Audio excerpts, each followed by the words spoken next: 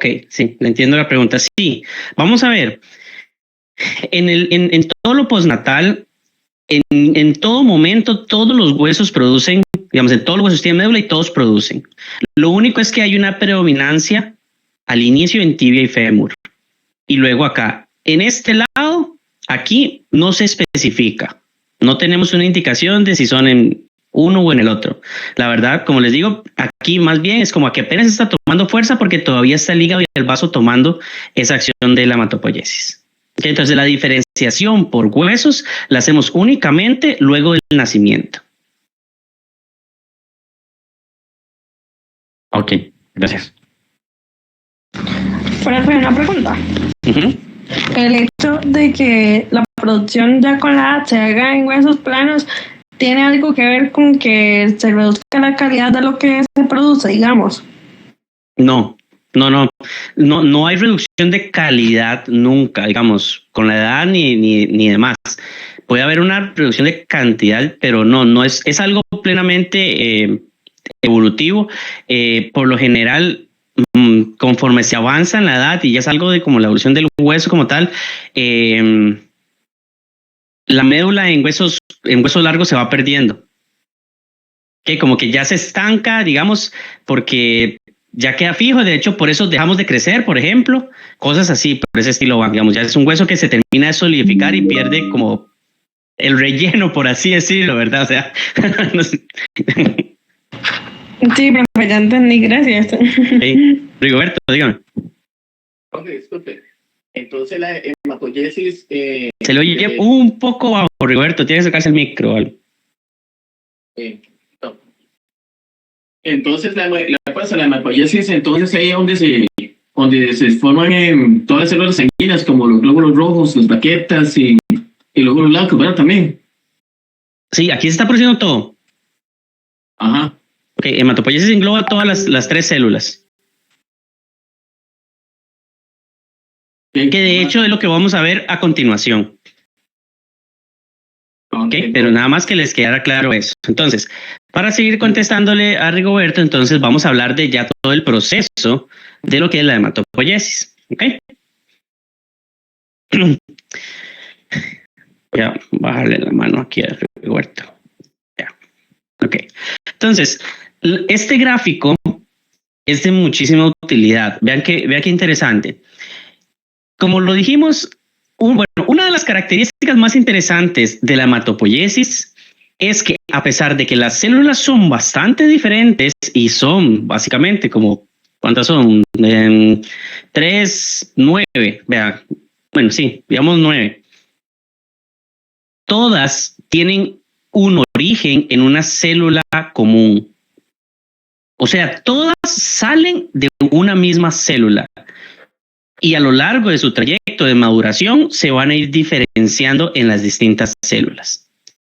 Entonces vean cómo toda la producción de la hematopoiesis nace de una célula madre multipotente. Okay. Creo que todos hemos oído hablar de la maravilla de las células madre y que son mágicas y que tienen capacidades de un montón de cosas. Sí, y las tienen. Son células sumamente interesantes, sumamente capaces, que poseen características interesantes como, por ejemplo, son células que tienen capacidad autorreplicativa. Esto quiere decir que se pueden dividir en células iguales a ellas mismas. Pero además tienen la capacidad de madurar y de diferenciarse.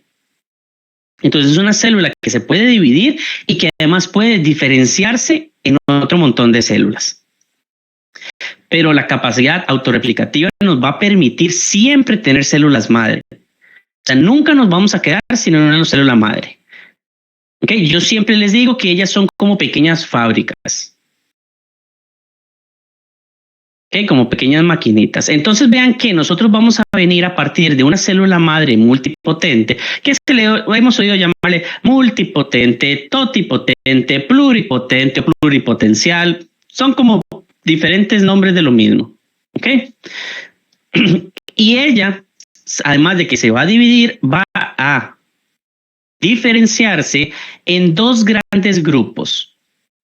Puede diferenciarse en una serie mieloide o en las series linfoides. A partir de la serie linfoide, yo voy a tener las células, vamos a llamar, a partir de la serie linfoide, vamos a tener los linfocitos. ¿Ok? Ya después verán que son las células T y las células plasmáticas. Eso principalmente lo van a ver en serología. Pero a partir de la serie linfoide tenemos los linfocitos. La serie, y me van a escuchar hablar de series o de estirpes o de líneas, ¿verdad? Haciendo referencia a todo este grupo. Lo que es el estirpe mieloide va a dar origen a las diferentes células. Todos esos son células mieloides que tenemos plaquetas, glóbulos rojos, neutrófilos, monocitos, eosinófilos, basófilos y los mastocitos. ¿Okay? Todas estas células tienen un origen mieloide. Pero la producción de estas células, la diferenciación de las mismas, no es simplemente como que la célula madre se levanta el día de hoy y dice, ay, hoy tengo ganas de ser un glóbulo rojo. Mañana no sé. Mañana tal vez tendré ganas de ser un monocito. O que la célula diga, mira, es que hoy tengo ganas de ser plaquetas. Y mañana haré eosinófilos. No es así como que ella tome una decisión.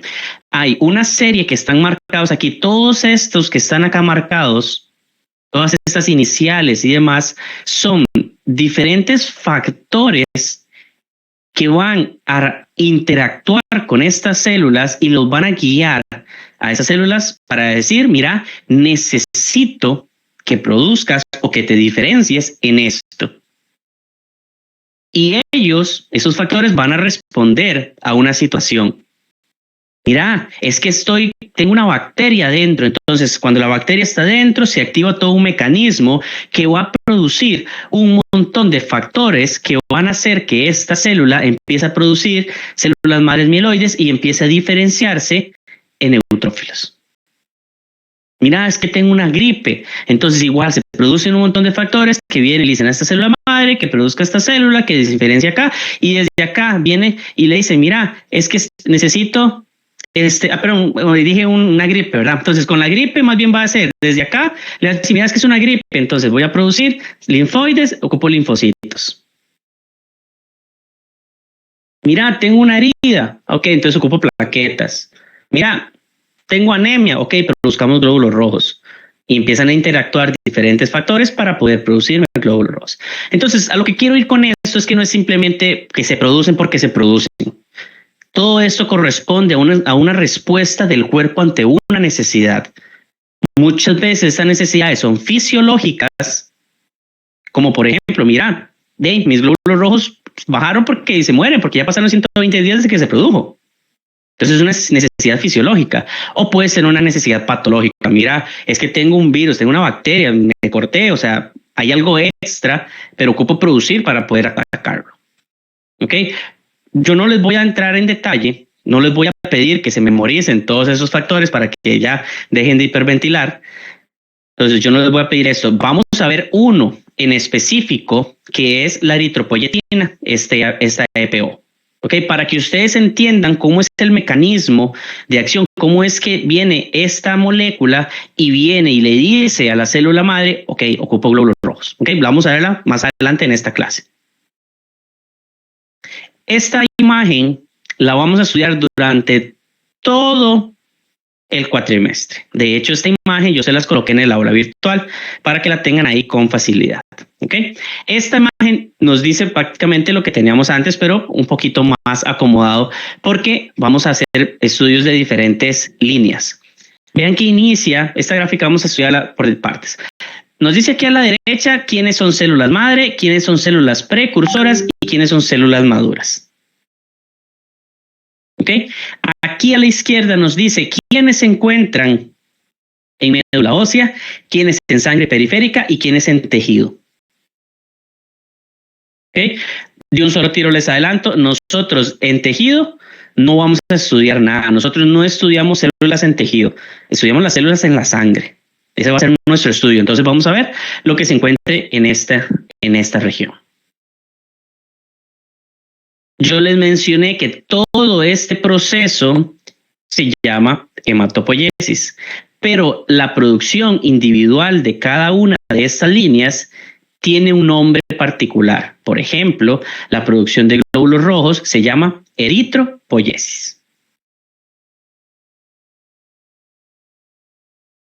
¿Okay? Y vamos a ir estudiando a lo largo del curso, porque tenemos clases individuales, cómo se da la producción, por ejemplo, de un linfocito a partir de un precursor linfoide. Cómo se da la producción de lo que son los basófilos a partir de un precursor mieloide. O desde el mismo precursor mieloide, cómo se da un glóbulo rojo o una plaqueta.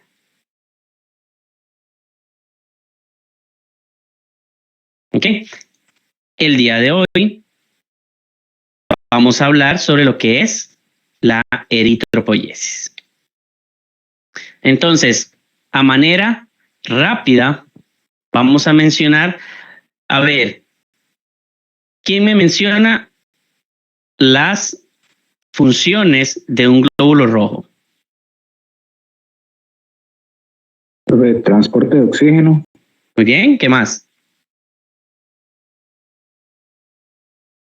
Hemoglobina. Roberto, se le oye bajísimo, así como estuviera allá en Guanacaste, no sé dónde es usted.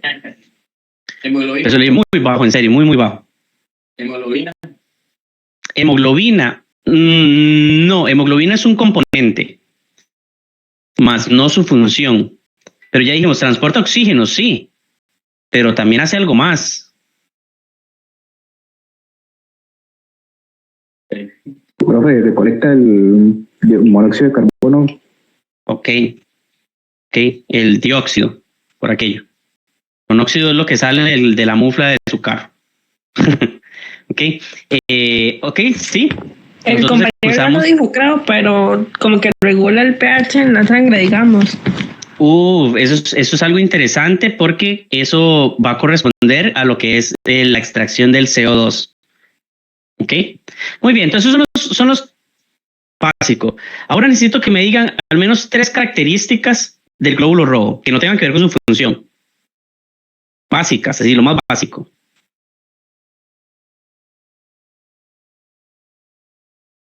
Profe, está lleno de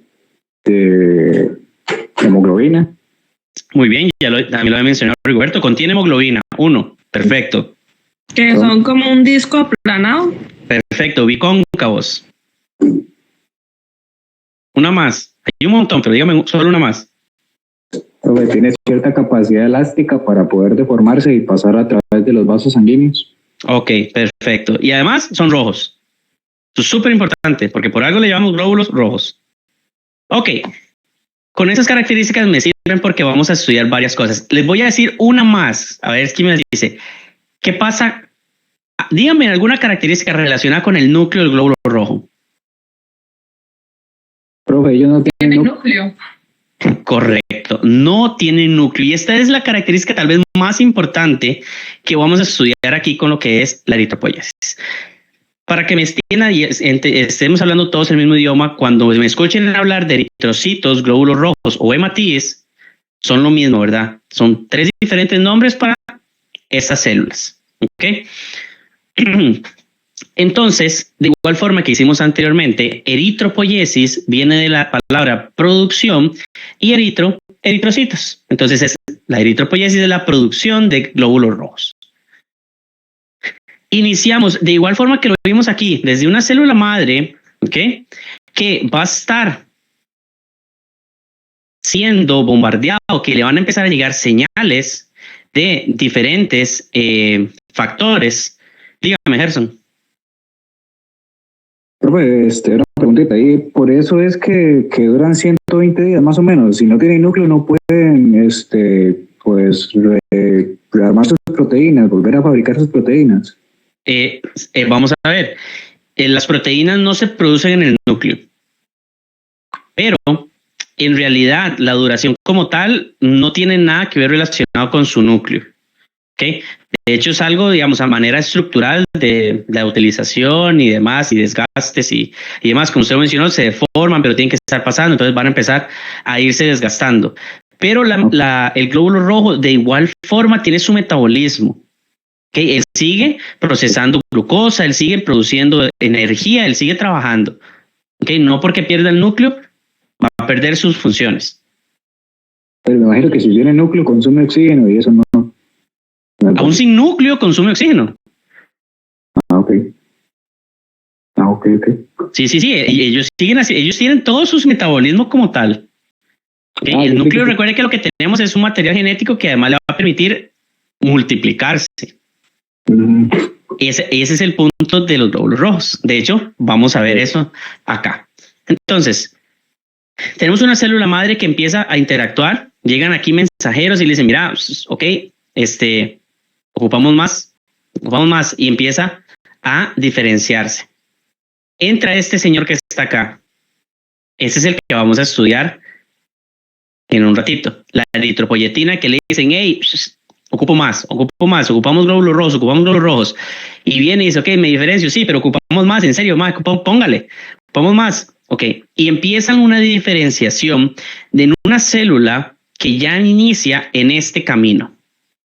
Ok, vea que aquí nada más venía hasta precursores mieloides. Aquí le dice como, sí, produzca, pero aquí le dice, ok, ya estoy en una célula con un precursor mieloide. Y le dice, sí, pero en serio, lo que ocupo son glóbulos rojos. Y ya aquí está. Entonces ya aquí inicia nuestro camino, ya va dirigido. En una célula, y vamos a introducir un concepto que lo vamos a venir viendo durante todo el cuatri. Esta terminación blasto, todo lo que termine en blasto va a hacer referencia a una célula inmadura. Pero ya tiene un nombre, ya yo sé que es un eritroblasto. O sea, es una célula roja inmadura. ¿Ok? Vean que una de las características interesantes de esos eritroblastos, y vean que le quito el pro, y ya vamos a ver por qué, pero esos eritroblastos tienen núcleo. Entonces, si yo hago una definición rápida, ya casi te doy la palabra, si yo hago una definición rápida de un eritroblasto, yo voy a decir que es un glóbulo rojo con núcleo. Así de sencillo. ¿Ok? Luis Diego, creo que me pareció ver el nombre.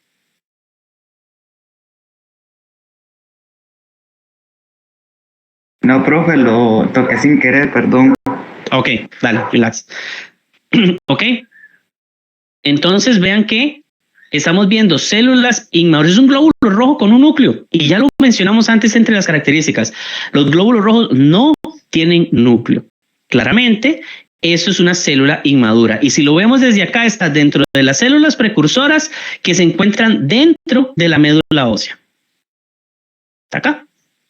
Muy bien, este proeritroblasto, llamémoslo a nivel general, este eritroblasto va a empezar a dividirse, tiene núcleo, puede hacerlo, se divide en unos eritroblastos basófilos, que a su vez se dividen en eritroblastos policromatófilos, que a su vez se dividen en eritroblastos ortocromáticos.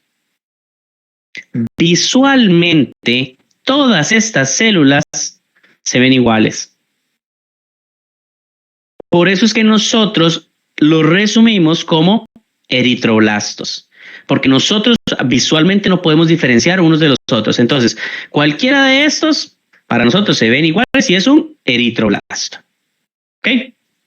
Entonces, vean que todas estas separaciones de eritroblastos llegan hasta un punto en donde se transforman o se dividen por última vez en una célula llamada reticulocito,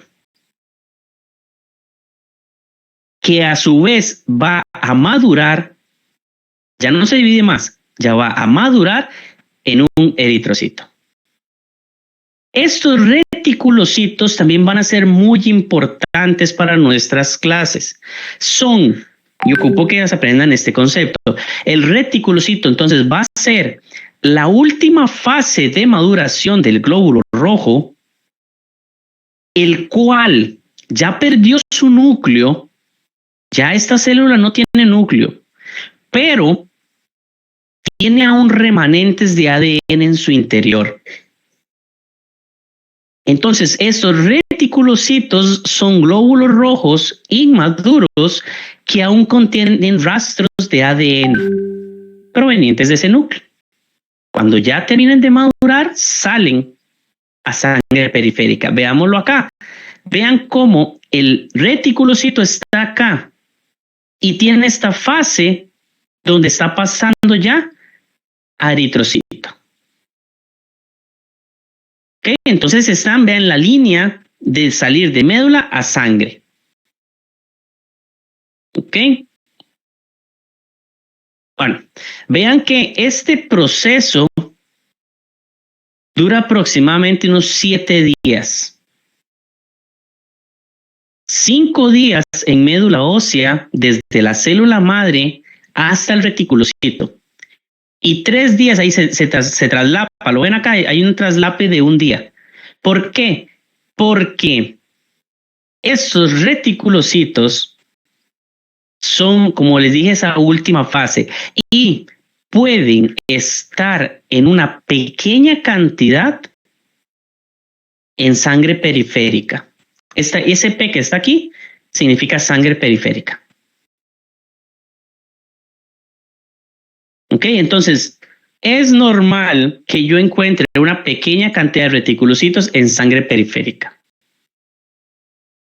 ¿Cuánto es una pequeña cantidad? Bueno, va a depender de la edad, va a depender del momento, pero por lo general es inferior al 2%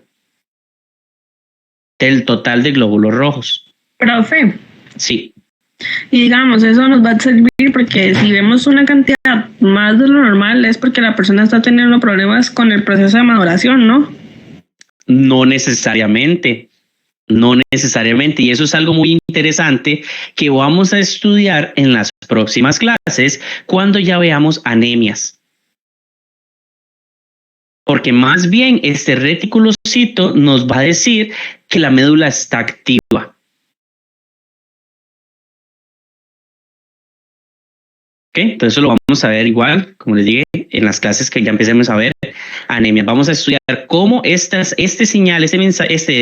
presencia de reticulocitos nos va a ayudar a saber qué tipo de anemia se está presentando en esos pacientes.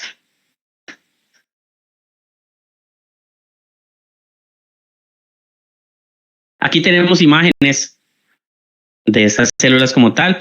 Vean, los eritroblastos son más grandes. Estos tal vez son los más comunes de ver, los policromáticos y los ortocromáticos, pero vean que, digamos, si yo tengo que este es un glóbulo rojo, véanlo acá, es un glóbulo rojo con un núcleo.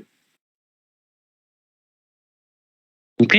Vean qué interesante que estas células, desde los eritroblastos, todos los eritroblastos tienen que en médula ósea hay cierta cantidad, claro, pues está bien, están ahí, pero vean que en sangre periférica no hay.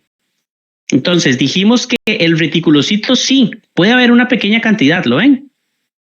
Pero eritroblastos no. No es normal ver un eritroblasto en sangre periférica.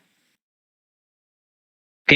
Y aquí hay algo que tenemos que entender en todas las clases de hematología. El hecho de que no sea normal no quiere decir que no pase. ¿Ok? No es normal que estén ahí. Pero si están y pueden estar, lo único es que nos dice es que algo está pasando. ¿Okay? Que hay una patología, que hay un problema y por alguna razón estas células que deberían estar en médula ósea están saliendo a sangre periférica. Estas son otras imágenes de eritroblastos. ¿Ok? Y los reticulocitos. Los reticulocitos como tal van a tener la característica que es un glóbulo rojo con estas marquitas, estas manchas en su interior. Por lo general son muy difíciles de ver a simple vista. Es por eso que nosotros utilizamos una tinción especial para marcar reticulocitos. ¿Ok? Tenemos una tinción específica para reticulocitos que ustedes la van a ver con mucho más detalle en laboratorio. Ok, estos son generalidades que los estábamos comentando, los que les estaba preguntando, características del glóbulo rojo, su diámetro cerca de 8.5 micrómetros, diferentes superficies, volúmenes, características de forma que es bicóncavo, que no tiene núcleo, va a tener un número distinto, ya sea en varones o en mujeres. Okay. La cantidad normal de células es distinta dependiendo del género. Una vida media de 120 días. Vean, hasta la distancia le han calculado unos 350 kilómetros recorren en su vida media. Y lo que nos comentaban, contenido fundamental, hemoglobina. Funciones, transporte de gases respiratorios y amortiguación del pH sanguíneo. Como lo hemos mencionado, una de las características importantes, y lo tenemos acá, es la presencia de la hemoglobina. ¿Qué es la hemoglobina? La hemoglobina, si la definimos simplemente, va a ser esa proteína encargada del transporte del oxígeno. ¿Ok? Entonces, ¿qué quiere decir esto? Que yo puedo tener un glóbulo rojo, pero que si ese glóbulo rojo no tiene hemoglobina, no va a transportar oxígeno. ¿Ok? Entonces, características de la hemoglobina, así rápidamente. La hemoglobina como tal se va a componer de 4 proteínas que se unen. Estas proteínas se conocen como globinas. ¿Ok? Tiene 4 globinas que van a ser 2 distintas. ¿A qué me refiero con eso? Vamos a tener 2 globinas llamadas alfa y 2 globinas llamadas beta. Entonces, para que lo apunten de una vez, la conformación normal de la hemoglobina es 2 alfa y 2 beta. Esa es la conformación normal. Y eso es importante porque tenemos una clase que nos va a hablar de alteraciones de la hemoglobina. ¿Ok? Entonces, la hemoglobina son cadenas de globinas que se componen de 2 alfa y 2 beta. ¿Ok? 2 globinas alfa y 2 globinas beta. Además, ¿qué tiene la hemoglobina como tal? Tiene un grupo hemo o M, dependiendo de la literatura que estén leyendo, se llama hemo o M, que está compuesto principalmente del hierro. Les conté que la hemoglobina era quien transportaba el oxígeno. No es cierto. En realidad es el hierro que contiene esta hemoglobina. Si la hemoglobina está, pero no tiene hierro, no hay transporte de oxígeno. Incluso este grupo hemo le da estabilidad a la cadena como tal. Entonces, si no está el grupo hemo, la cadena se altera en su formación.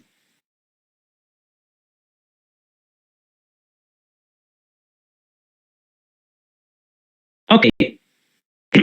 Vamos a hablar de la eritropoyetina y de lo que es, cómo funciona este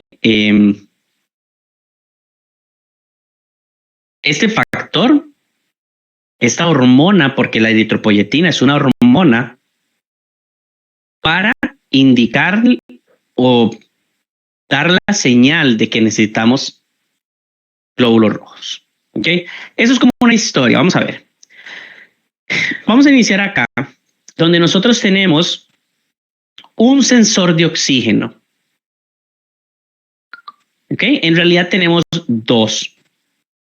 Hay 2 sensores de oxígeno. Las células peritubulares renales y los hepatocitos. Las células peritubulares renales, como ya lo pudieron haber deducido, se encuentran en los riñones. Y los hepatocitos son las células del hígado. Estas células son sensores de oxígeno. Principalmente las células peritubulares. En realidad, el 90% del sensado del oxígeno se da en riñón. Pero como el cuerpo le gusta tener ahí un backup, si alguien tiene un problema con los riñones, los hepatocitos pueden funcionar para sensar el oxígeno. ¿Ok? Entonces, tenemos un sensor. Ustedes saben que el riñón, su función principal es la de filtración de la sangre y extraer cosas que no me sirven y guardar las que sí me sirven y demás. Entonces, por ahí va a pasar la sangre y va a ser sensado el oxígeno que se encuentra en estos glóbulos rojos. ¿Okay? Una vez que el sensor de oxígeno se active y diga, mira, el oxígeno está bajo, ocupo más glóbulos rojos. Porque el cuerpo lo que dice no es ocupo más oxígeno, voy a respirar más. No, es ocupo más glóbulos rojos para que esos glóbulos rojos transporten más oxígeno. Entonces, cuando yo tengo un problema con el oxígeno, principalmente una disminución del oxígeno, se me activa lo que son estas células periculares renales y me producen eritropoyetina. La eritropoyetina, como les mencioné, es una hormona que va a viajar hasta la médula. En médula ósea va a venir y va a decir, hey, mira, estamos con oxígeno bajo, ocupamos glóbulos rojos. Entonces, esta hormona ya vimos que actúa en diferentes puntos para incentivar y motivar esa producción de glóbulos rojos. Y entonces vienen y se aumentan los glóbulos rojos. Al aumentarse los glóbulos rojos, estos se van a cargar de oxígeno y el sensor de oxígeno se detiene o deja de indicarle que tiene que producir eritropoyetina. Al detenerse la producción de eritropoyetina, se deja de producir los glóbulos rojos. ¿Por qué razones se me puede activar o podemos tener una disminución del sensado de oxígeno? Aquí tenemos varias, ¿ok? Hay unas muy interesantes y es esta, tal vez la más interesante de todas, que es el oxígeno atmosférico. ¿Se acuerdan que en la clase anterior yo les hablé que hay una característica interesante con respecto a los datos demográficos de los glóbulos rojos y es el hecho de que van a depender de dónde vivíamos? ¿Se acuerdan que les comenté que dependía si ustedes vivían en una zona muy a nivel del mar y otra más arriba? Tiene que ver con esto, con el oxígeno atmosférico. ¿Qué pasa? Nos dice la teoría que la disponibilidad de oxígeno a nivel del mar es mayor comparado con lugares altos. Yo no sé si ustedes han visto la gente que hace alpinismo o que les dice, ay, voy a ir a subir el Everest o voy a ir a subir cosas así muy altas, que tienen que llevar oxígeno. Eso es porque la cantidad de oxígeno en esas altitudes es menor. Entonces ellos tienen que llevar su propio oxígeno. Si yo tengo menos oxígeno afuera, cada vez que yo respiro, meto menos oxígeno, por ende la cantidad de oxígeno que se le está colocando al glóbulo rojo disminuye. Como está disminuyendo el oxígeno que lleva cada glóbulo rojo, se me activa mi sensor de oxígeno y produzco mayor cantidad de glóbulos rojos. Esta es la explicación del por qué las personas que viven muy alto van a tener normalmente una cantidad de glóbulos rojos mayor.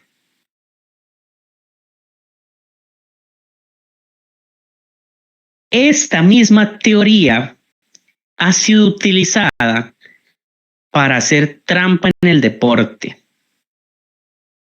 ¿Hay alguien aquí aficionado al ciclismo?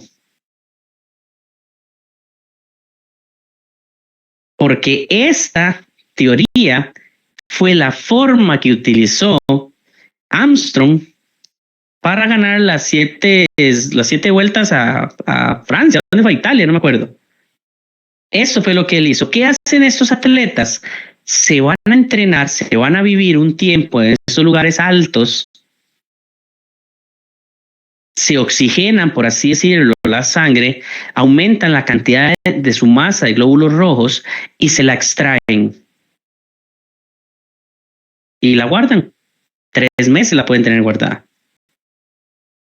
Luego regresan al lugar donde va a ser la competencia, siguen entrenando, siguen practicando y el día de la competencia se colocan esta sangre que es propia, pero que tiene una mayor cantidad de glóbulos rojos. Y como tiene una mayor cantidad de glóbulos rojos, tiene una mayor capacidad de transportar oxígeno, lo cual le sirve para sus intereses deportivos. Se ha utilizado principalmente en ciclismo, el caso más llamado es el de Armstrong, y también se utiliza mucho en deportes de alto requerimiento, como por ejemplo los Ironman.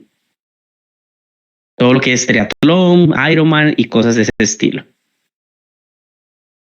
Y hay una discusión muy fuerte a nivel internacional de si eso debería o debe ser considerado doping. Alguna gente dice que sí, alguna gente dice que no, justificando que al final de cuentas no se están colocando nada externo, es su propia sangre la que se están colocando.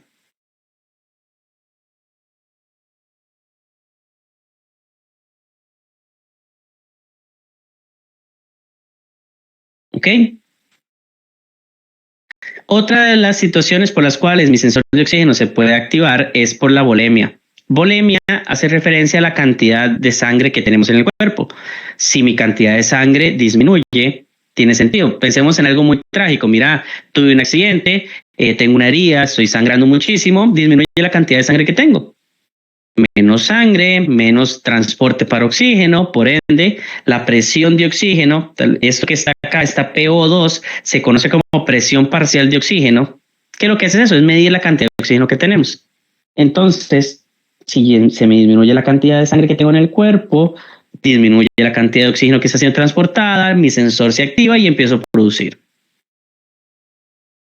Si yo tengo la función cardiopulmonar limitada, el ejemplo más característico de esto son los fumadores. Los fumadores, ¿qué es lo que están haciendo? Están disminuyendo la cantidad de alvéolos, la cantidad de disponibilidad de espacios para hacer el intercambio gaseoso entre los alvéolos y el glóbulo rojo. Entonces, como yo tengo menos espacio, es menos el oxígeno que se le carga al glóbulo rojo, se me activa mi sensor. Entonces, las personas que fuman normalmente tienen una cantidad de glóbulos rojos mayor a una persona normal. ¿Qué otras cosas tenemos? Concentración de hemoglobina. Tiene sentido. Lo dijimos, quien transporta realmente el oxígeno es la hemoglobina. Entonces, si yo tengo una menor cantidad, puedo tener una cantidad de glóbulos rojos buena, pero si la cantidad de hemoglobina dentro de estos glóbulos rojos no es la adecuada, no voy a transportar bien el oxígeno. Sensor, producción. Afinidad de la hemoglobina por el oxígeno. Ok, yo tengo buena cantidad de glóbulos rojos. Sí, check. Tengo buena cantidad de hemoglobina. Sí, check. ¿Y pero qué pasa si esa hemoglobina no está bien? ¿Qué pasa si hay alguna alteración en la hemoglobina? Lo mismo. Sensor, producción. Ok. Aquí tenemos un resumen. Tengo un estímulo que es la disminución de oxígeno en sangre por diferentes formas que estamos viendo.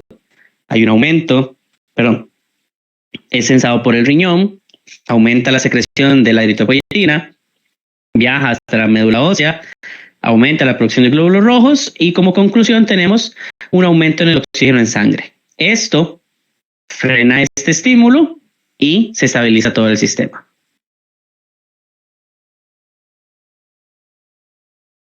¿Alguna pregunta, chicos, con lo que es la eritropoyesis y lo que es el funcionamiento de lo que es la eritropoyetina?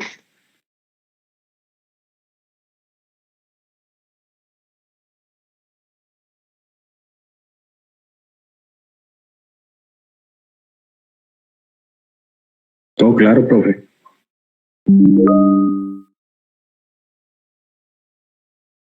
Ok, perfecto. Profe, una pregunta. Sí, dígame.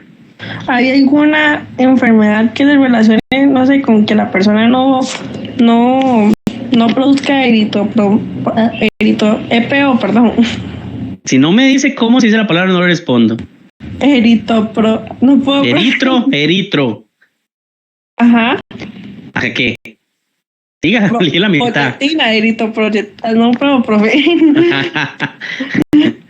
Eritropoyetina. Ajá. Está aquí escrita, ¿verdad? Sí, sí la hay. Eritropoyetina, ajá, ok. Sí la hay.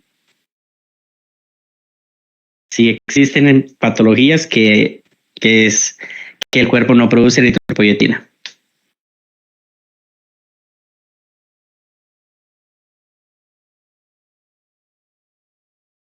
Ok, como les comenté entonces, al final de cuentas, estas son las células que vamos a estar produciendo en todo lo que es la hematopoiesis, ¿verdad?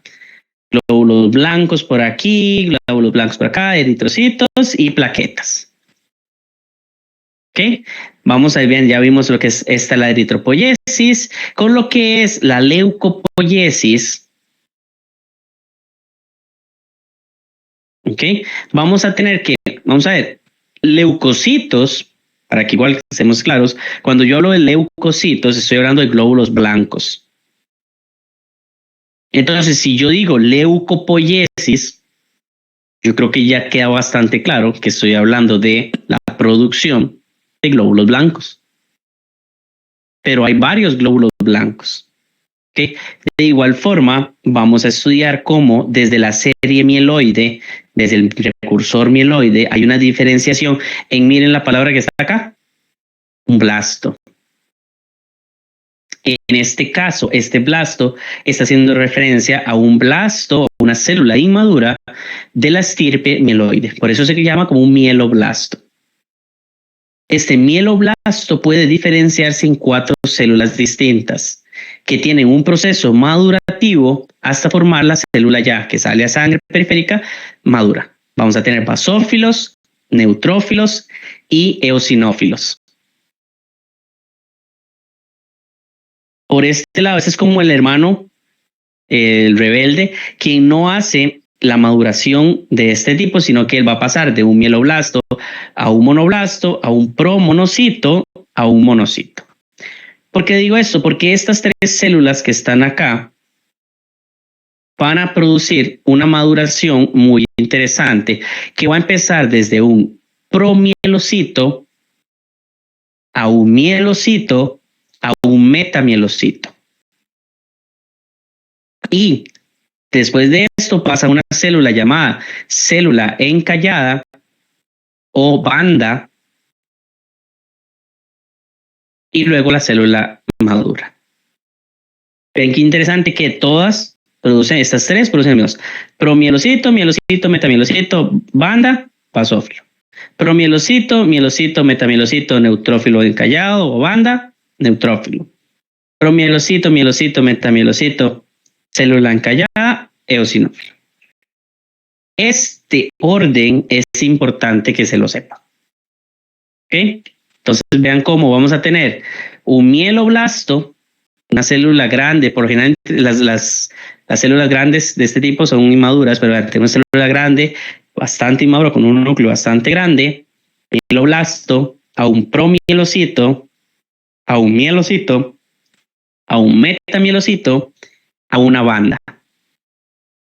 ¿Ok? Es banda o célula encallada.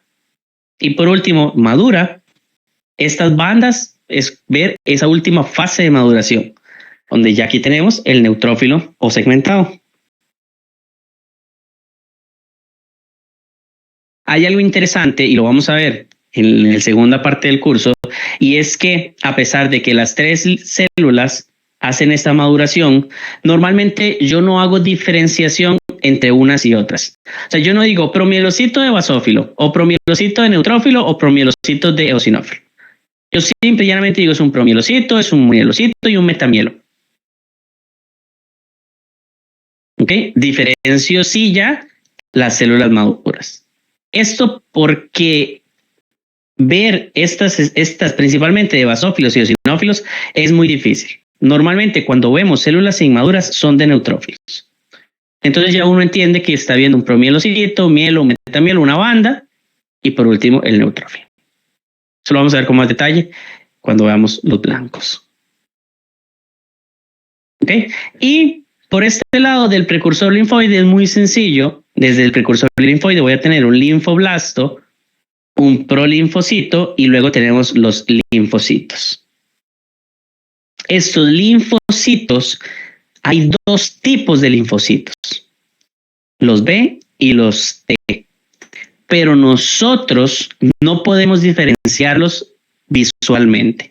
Por eso nosotros simplemente vamos a decir, es un linfocito. Si es B o T, corresponderá ya con otras tecnologías, con otras metodologías, saber cuál es. Y la verdad es que eso únicamente va a competir para el curso de serología. Para nosotros y nuestros intereses, linfocito y punto. ¿Ok? Estas células asesinas o los natural killers, las células NK, son unas células por aparte que tampoco van a entrar en detalle con nosotros. Nosotros vamos a quedar únicamente con el linfocito. ¿Ok?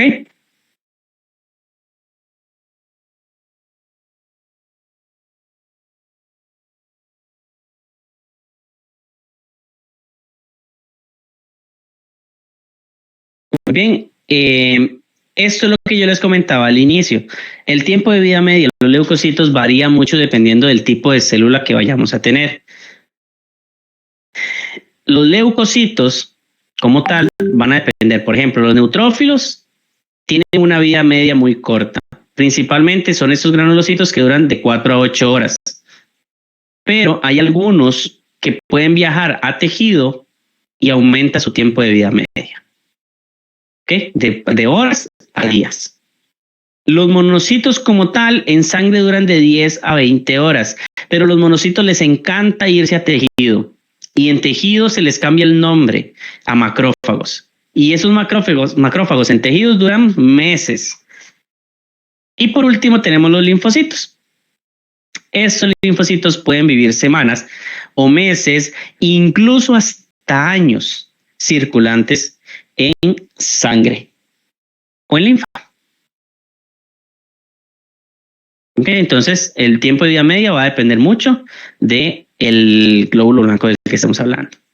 Nada más rápidamente, lo vamos a ver más adelante, pero cuando hablamos de la trombopoiesis y cuando me oigan hablar de trombocitos o trombopoiesis, estoy hablando de plaquetas. Okay, nosotros lo manejamos más como plaquetas, pero esta trombopoiesis es una producción muy interesante donde yo voy a tener un megacardioblasto, que vean que todos los primeros se llaman blastos, que son esas células inmaduras. Se va a producir un promegacariocito a producirse ya una célula que se llama el megacariocito. A partir de ese megacariocito se van a producir estas plaquetas, que vamos a hablar mucho más detalle en las clases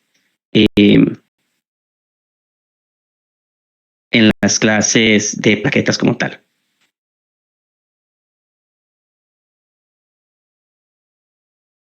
¿Ok?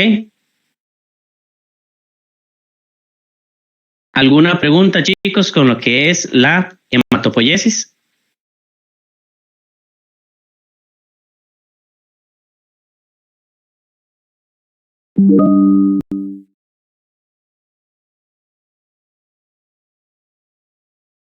Esto me brilla.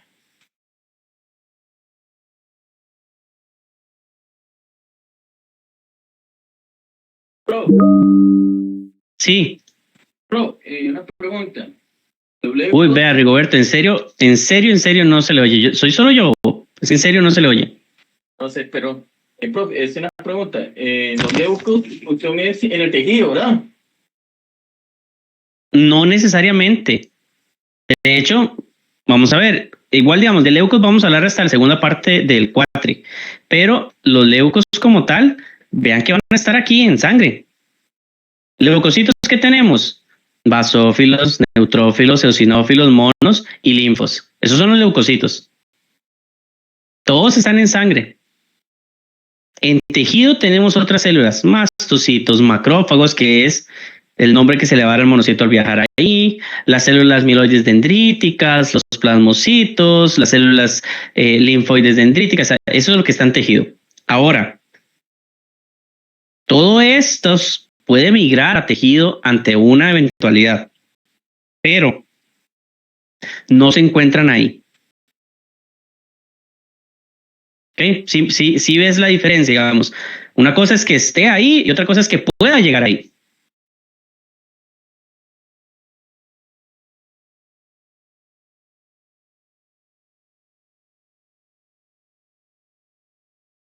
¿Okay? Usted viene, se corta, sangra y ahí a través de esa sangre que está llegando ahí van a llegar un montón de cosas. Llegan los blancos, llegan las plaquetas a tratar de cerrar y los glóbulos rojos van porque van decolados. Pues son los que se están saliendo. Ok, Rigoberto.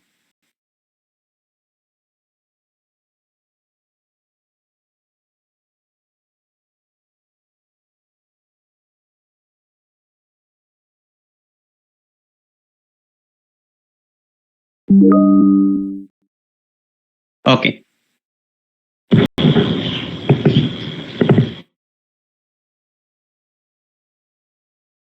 ¿Alguien más tiene una pregunta?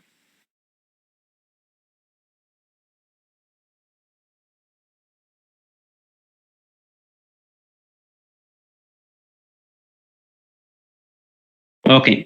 Esta diapositiva que les tengo acá es para que ustedes se vayan familiarizando con ella. Yo claramente no les voy a pedir que se la aprendan de memoria, pero esta es una diapositiva que les va a ayudar a futuro a ustedes. Como ustedes bien saben, la gente que ve a las personas con gabacha piensa que somos todos doctores o que sabemos de todo. Y no siempre es cierto, pero van a ver que ustedes apenas digan en su familia que están estudiando laboratorio, van a decir, ay, venga, léame este examen, ay, venga, dígame qué tengo. Entonces es bueno a veces saber un poco. Esta diapositiva que está acá les va a dar una idea a ustedes de la razón del por qué ciertas células se ven aumentadas o se ven disminuidas. Entonces, por ejemplo, ustedes pueden ver acá que dice, mira, yo tengo un aumento, yo tengo neutrófilos aumentados. Ah, bueno, puede verse alguna infección, alguna inflamación, algún medicamento que se esté tomando, una herida, un trauma. Puede ser por el estrés, algún tumor o idiopática. Idiopática es todo aquello que los médicos, es una palabra que los médicos o las personas de ciencia crearon para decir, no tengo idea por qué. Y engloban ahí todos los casos que no saben por qué pasó, pero tenían neutrófilos elevados. ¿Okay? Esas son las cosas idiopáticas. Pero también podemos tener disminuciones ante algunas infecciones. Y ustedes dirán, pero ¿cómo sabe? O se me aumenta o se me disminuye. Bueno, va a depender del patógeno que esté generando la infección. ¿Okay? Van a haber algunas bacterias que van a aumentar unos, va a haber algunos virus que van a disminuir otros. Por lo general, los neutrófilos se van a ver aumentados en infecciones bacterianas y los linfocitos se van a ver activados en infecciones virales. Entonces, van a ver que, por ejemplo, yo siempre les digo que cuando nosotros hacemos un diagnóstico a nivel general en salud, el diagnóstico viene a ser como un rompecabezas. ¿Qué quiero decir con esto? Yo no puedo hacer un diagnóstico con una sola pieza de mi rompecabezas.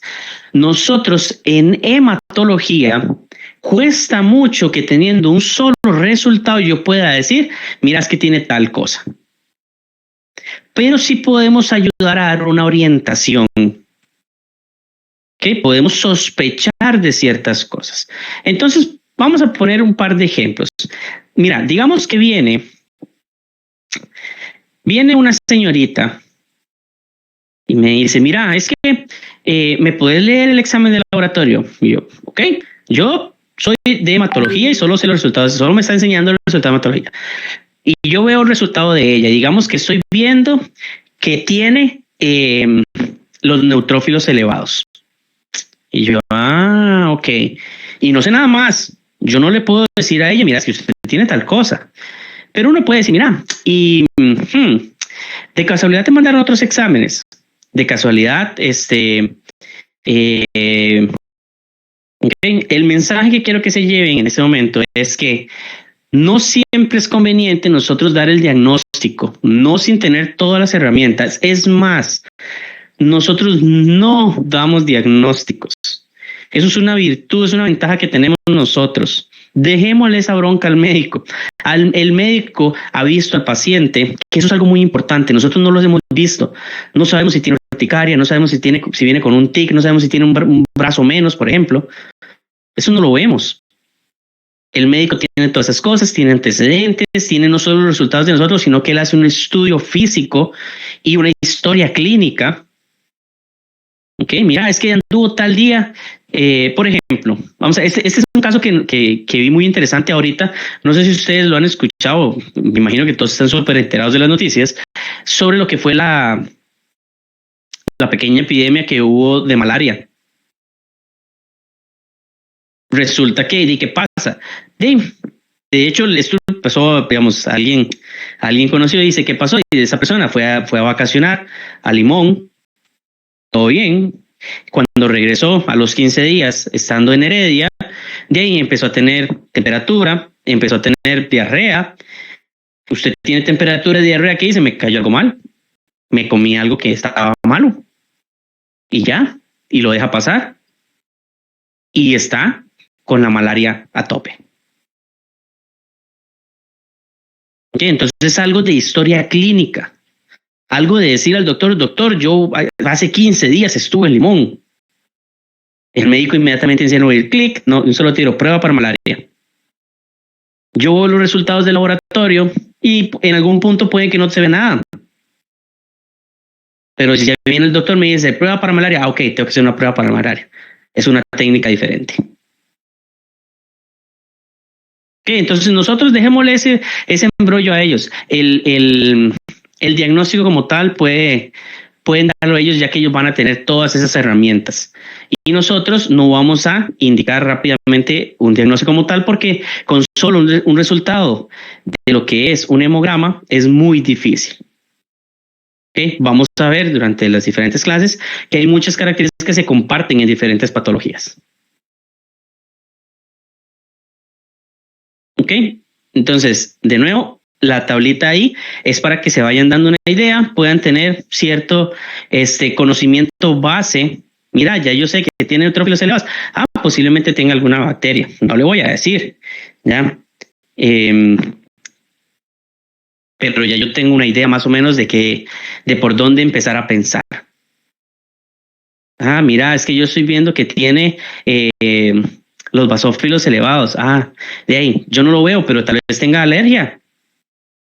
Puede que esté presentándole una alergia. Usted le dice, mira, y tiene ronchitas, y le pica, y sí, vea, y le enseña el brazo así hasta que está lleno. Ok. Y uno dice, bueno, por ahí puede andar. Pero ocupamos un examen de alergias para ver a qué corresponde. Okay. También los invito, chicos, a que hay algo muy normal en nuestro ámbito y es el hecho de que, ya les dije, cualquier persona los vea uno con gabacho y todo el mundo va a decir que es doctor. Es que viene el doctor, es que viene el doctor. Sé que a veces es cansado, sé que a veces es pesado que nos estén llamando por un título que no es el de nosotros. Lo digo y digamos porque lo he visto. A algunas personas no les gustan que les digan doctor si no lo son, pero a veces hay que dejarlo pasar. A veces como, sí, ¿en qué le ayudo? ¿En qué le puedo? No sé, a veces son consultas muy sencillas, a veces no lo son y ellos dicen, mira, yo no soy de esa área, voy a consultarle al doctor que ve esa área y ya. ¿Verdad? Recuerden que ellos no tienen la culpa, digamos, nosotros por lo general no tenemos el título pegado, ni ellos tienen que conocer cuál es nuestra profesión. Muchas veces a mí me ha pasado que yo llego, la vez pasada nos dieron scrubs en el trabajo y yo ando con el scrubs por el San Juan y toda la gente, ¿me podría decir dónde queda tal cosa? ¿Usted sabe dónde queda tal otra? Yo, no tengo ni idea dónde estoy parado, con costo sé llegar al laboratorio, pero entonces yo le digo, no, disculpe, es que yo no trabajo acá. Y ya me irá así y sigue. Entonces son cosas que se van a vivir con el día a día. Ok. Bueno, chicos, no sé si tienen alguna pregunta, alguna duda.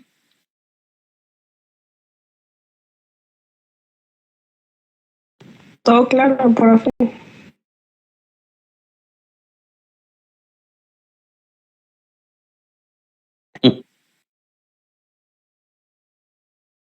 Para nada, pero muy excelente lección, la verdad, que fue muy buena, la verdad, todo lo que aprendimos. Ok, gracias.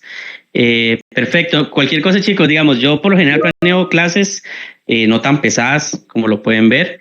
La idea es porque yo dejo tiempo para discutir cosas, por si tienen dudas y demás. Ya la próxima clase sí empezamos con ver un poquito ya de materias de índices y de un poquito ya, cada vez se van poniendo un poquito más pesadas. Pero ¿Profe? vamos. Sí. Siempre tuve la presentación antes, ¿verdad? Siempre lo voy a intentar. Ok. Es que hay mucho trabajo también en el otro lado, entonces a veces se me despista, pero siempre me recuerdan. Siempre hay gente que me manda correos todos los días, entonces ahí apenas tengo un chance yo se las subo. Ok. Muy bien, chicos, entonces nos veríamos la próxima semana. Que tengan una buena tarde. Gracias, profe. Gracias, profe. Profe, una pregunta, ahorita no hay que volver a firmar la asistencia, solo la de antes, digamos, la del inicio de la clase. Correcto, siempre va a ser únicamente la primera y ya si algo cambia, créanme que yo se los hago saber. Ah, ok, está bien, gracias, profe.